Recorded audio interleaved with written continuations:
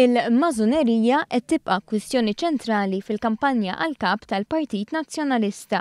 Bis-Segretarju Ġenerali tal-Partit Nazzjonalista titlob lill-Kap tal-Kummissjoni Elettorali, l-Avukat biex ineħħi id-dritt tal-vot tal-Avukat ta' Adrian Delia.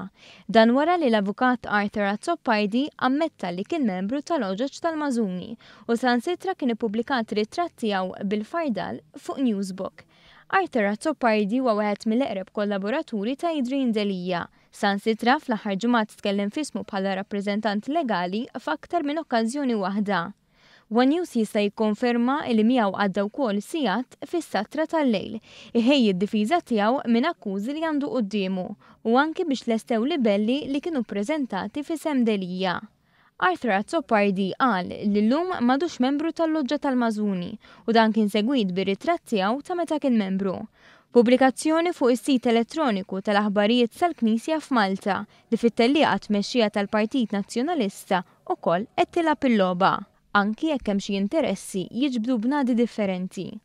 Wara dan kollu reaġixxiet Rosette Fake b'istqarrija li fiha qalet li l-Partit Nazzjonalista kien iddikjara l-Mażunerija bħala kontra l-prinċipju u l-interessi tal-istess Partit Nazzjonalista. Sansitra persuna membru fl-Oġġa titkeċċa mill-Partit Nazzjonalista.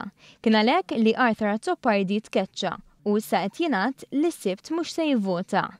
Ir-rabtiet ta' Adrian Delia ma' persuni viċin il-Mażunerija spiċċaw fl-aħbarijiet wara li Karol Aquilina, President tal-Kumitat Amministrattiv, qal li l-ar ħaġa li tista' tiġri lil partit politiku kienet li jinħakem mill-Mażunerija. Aquilina ma kienx sab il-kuraġġ jispjega kliemu.